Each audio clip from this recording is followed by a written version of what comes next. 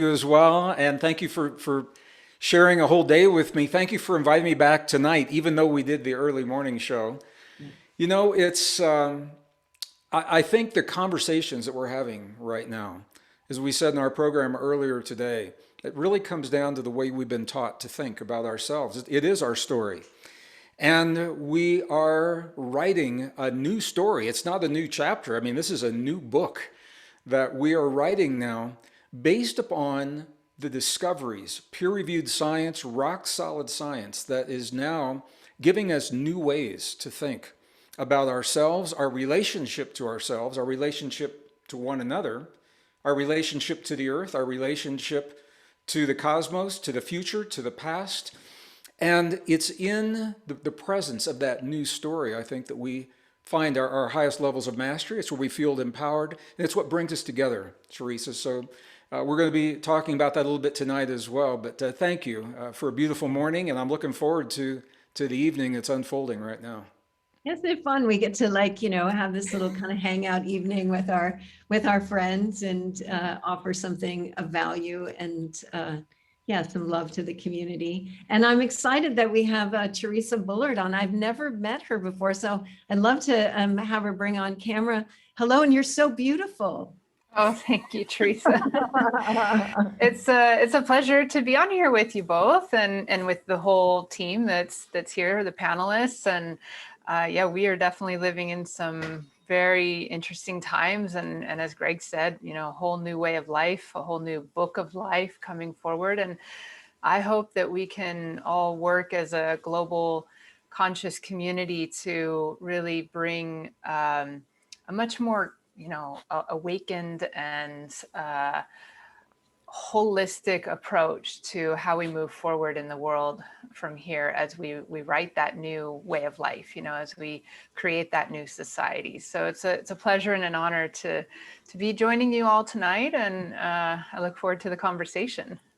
Yeah, me too. And you know, like Nassim, who I've worked with for many years, and you and Gregg, is that you're really bringing the science forward, which I think many people, we need to kind of understand this new way that resonates with our natural state of being. Like when we hear it, we feel it, and it reinforces something. In fact, I think it's what's going to stir a wave of awakening to really crest is when the science and our experience are embraced together as a unified whole. And I really love that both of you are pioneers in that. And yeah, just thank you for being here.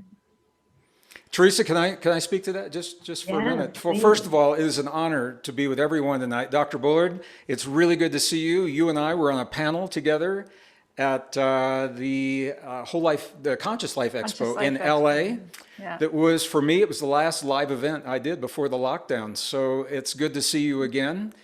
And likewise. Yeah, and I think what we were doing in that panel and what we're doing right now, Teresa, when we talk about our story, I think what I'm finding is that so many people, even in my community and even in our colleagues that you and I know, I won't mention names, but people that we know, we're finding what part of our belief system works and what part doesn't. And the pieces that are breaking down, it can be a very frightening experience for a part of our belief system to break down. And this is where the science comes in. Because when we find that something that we once believed was true doesn't work quite the way we thought, we have the science to fall back on to give us a new story.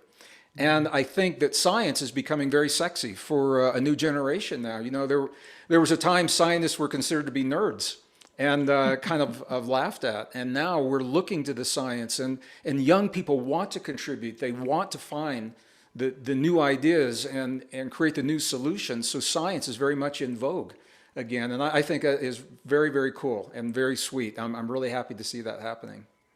It is very well said. And I feel that the science is certainly something we can really wrap our hands around. You know, it gives us a tangible, very grounded approach to, okay, well, where can we trust? Where is there some, rather than all of this subjectivity, and just belief systems are just opinions. The science gives us something really solid and more tried and true in a way. But I also feel that the ancient wisdom mixed with the science brings forward wisdom that helps us guide the application of science, because science doesn't have all the answers. It has a lot of answers to help us understand things in the physical level of things, but there's also beyond the physical. There's the soul, there's the spirit, there's the mind. And these ancient wisdom teachings, I feel, are very important to bring forward in connection and harmony with the science to really help guide us into that future. You know, Teresa, as scientists, you and I have followed a similar path, separate from one another, parallel paths, in that we are trained in the sciences and the hard sciences, but we lead people into some of the most magnificent and beautiful and isolated, remote and pristine places remaining on the earth today, where the records of our past and the wisdom of the past are preserved in ways that inform us through the lens of science today. And I think maybe you've seen this as well. What I found so fascinating is those ancient cultures did not separate science from art, from everyday life. We've compartmentalized science, and because of that, it tends to be like over here, and we look to it. But what we're now finding, and I think it's so interesting, it's been said the 20th century was a century of discovery. We learned to split the atom with the double helix, the Dead Sea Scrolls, the cosmos.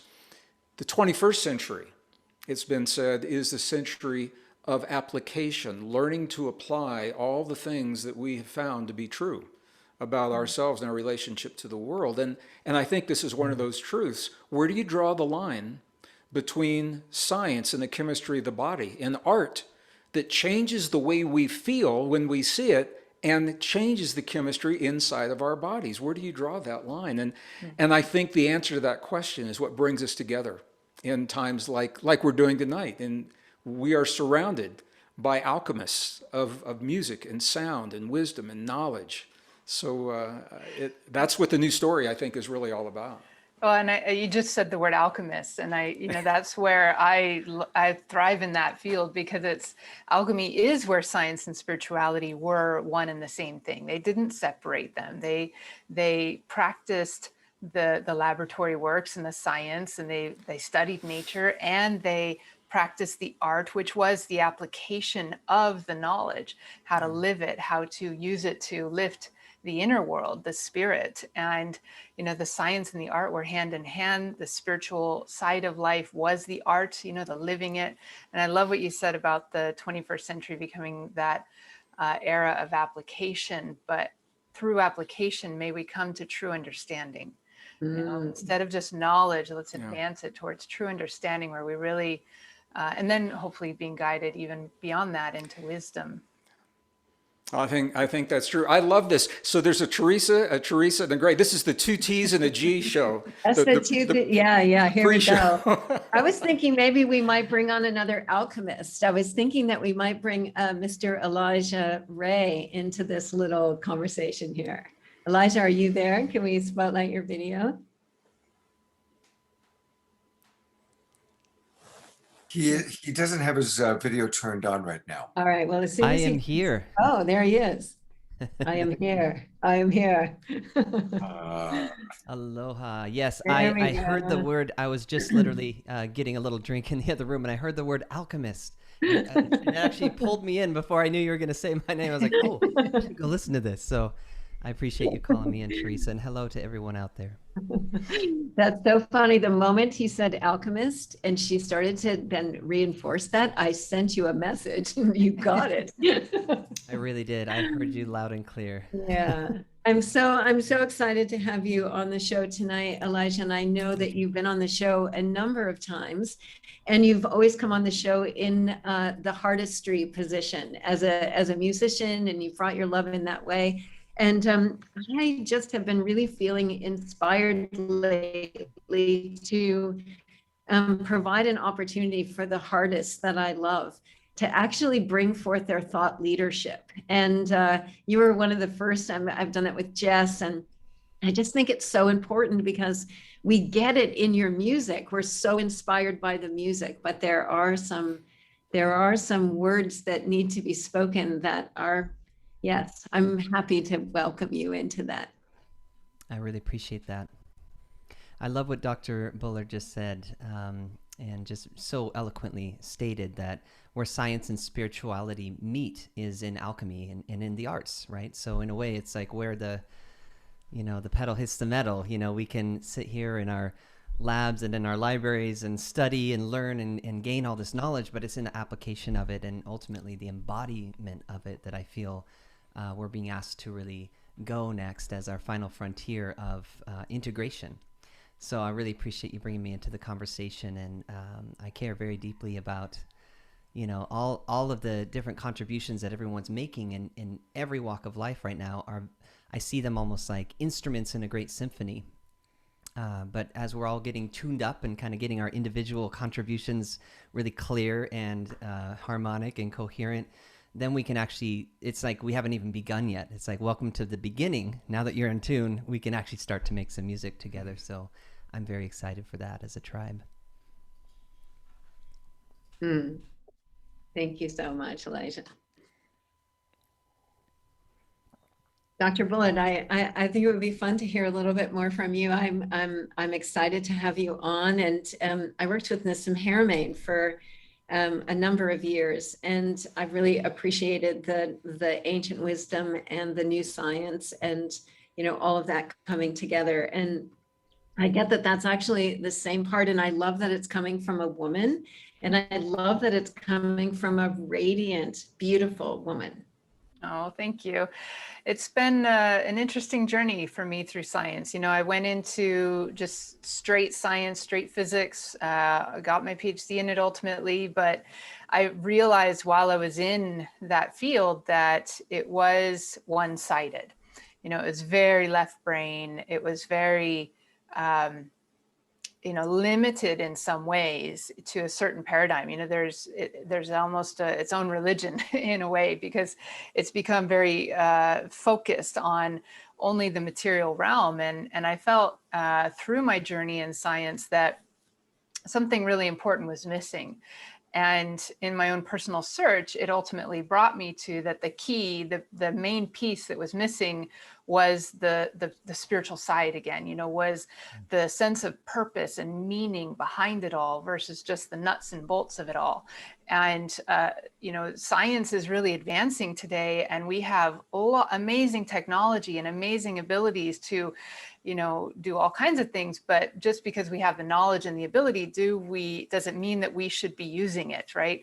I feel that we need to have that spiritual wisdom coming in to help guide the application of the science, to make it be something that is towards the betterment of the whole and really going to lead towards progression in some way versus just being driven by a lot of human greed, especially when we feel if we say that there is no spiritual side to life, that there is no life beyond life, or deeper purpose to it all, or or a mission that we're here for, then it just, people kind of resort back to their humanness, which is greed, which is selfishness, which tends to be separation and competition and so forth. Whereas when we see that there is a bigger spiritual purpose to it all, that we have some role to play in the whole, it really brings a sense of a higher guidance and a higher desire to serve the greater good versus just what serves the individual. And so I feel that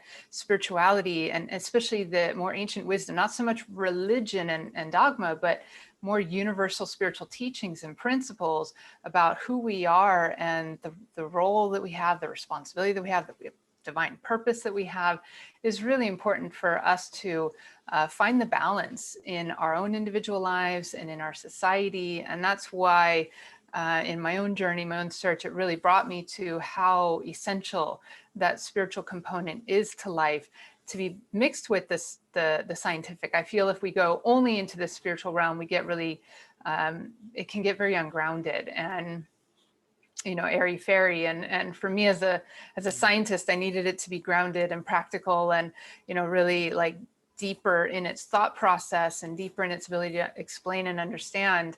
But at the same time, there are things that science is not understanding, and there is the spiritual wisdom and insight and mysticism that can come in and really help provide that insight to guide the science. So I think the two together is essential for moving forward in the world in a good way. Mm. And I don't know if anyone else wants to chime in on that, Greg or Elijah, but yeah.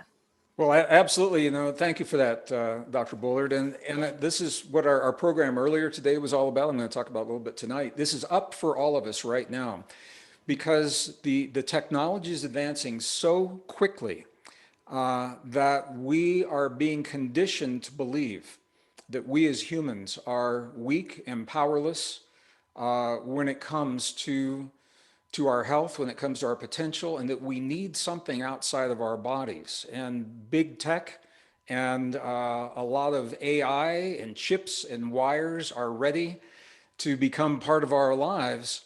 And I think we need to be very, very cautious about the degree to which we embrace that technology in our bodies, because what we're finding is that all of the external technology mimics what we already do in the cells, except we do it better. And when we begin to understand that, it informs us. There are places where that technology can make a beautiful difference in someone's life who has lost certain potentials and abilities. But recreationally, to put chips in the brain, to communicate with a computer, and to embrace these things within our bodies, what the science shows us, it's use it or lose it. If we begin to replace our natural biology with artificial components, we begin to lose some of the very essence of what gives us our humanness.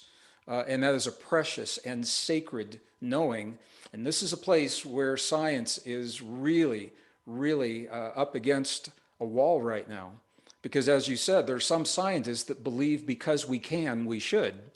Other scientists who are saying just because we can, we have to choose the values that we cherish as a species to know how to apply the science. And I'm going to talk about that a little bit more tonight. So thank you for bringing that up, and thank you for the work that you're doing to bridge those worlds in such a beautiful way.